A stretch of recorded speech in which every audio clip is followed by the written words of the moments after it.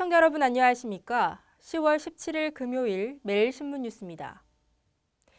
세계 3대 에너지 행사 가운데 하나인 세계가스총회가 오는 2021년 대구에서 개최됩니다. 오늘 새벽 독일 베르린에서 열린 국제가스연맹 총회에서 노르웨이와 러시아, 중국을 제치고 한국이 2021 세계가스총회 개최국으로 선정됐습니다. 우리나라에서 세계가스총회가 열리는 것은 이번이 처음으로 아시아에서는 일본과 말레이시아에 이어 세 번째입니다. 2021 6월 대구 엑스코에서 열리는 5일간의 총회에 가스업계 인사 6천여 명이 참석하고 15,000여 명의 관람객이 찾을 것으로 추정됩니다.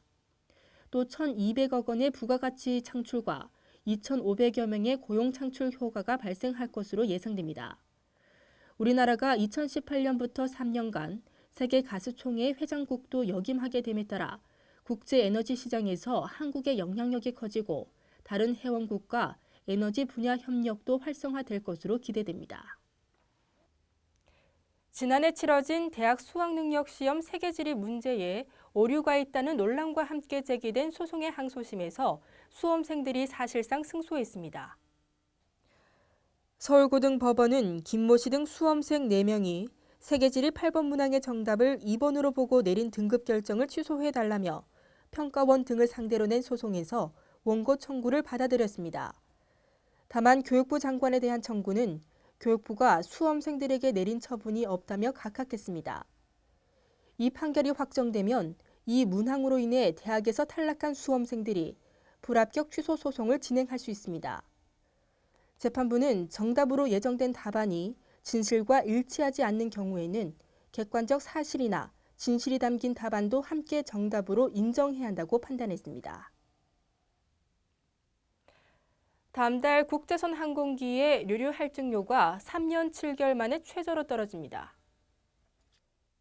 대한항공과 아시아나항공은 다음 달 미주 노선 편도 유류 할증료의 경우 133달러에서 112달러로 20달러가 떨어지고 유럽과 아프리카 노선은 128달러에서 107달러로 21달러 내려간다고 밝혔습니다.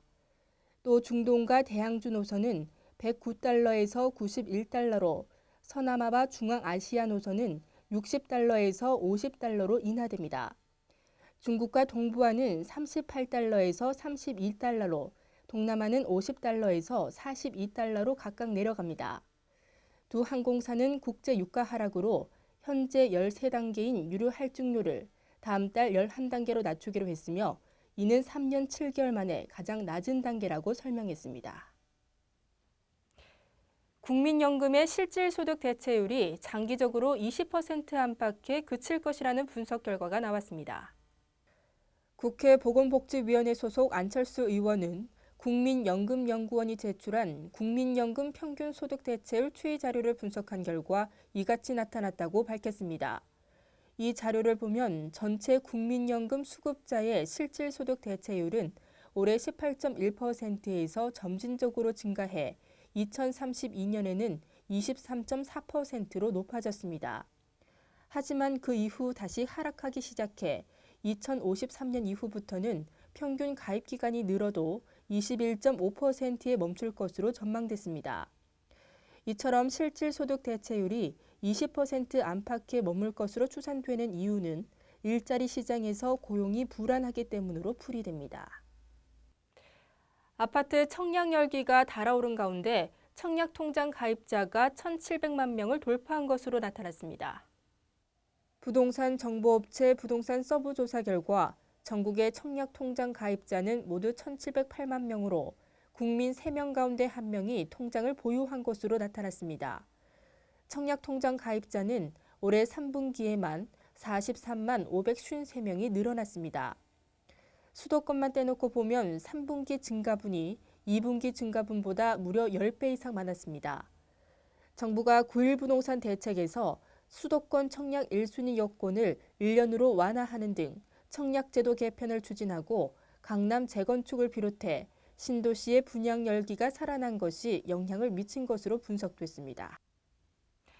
오늘 전국이 쾌청한 날씨를 보이겠습니다. 대구와 경북 낮 최고 기온이 21도로 어제보다 조금 높겠습니다. 주말 동안에도 대체로 맑은 가운데 일교차 큰 날씨를 보이겠습니다. 이상으로 매일 신문 뉴스를 마치겠습니다. 시청해주신 여러분 고맙습니다.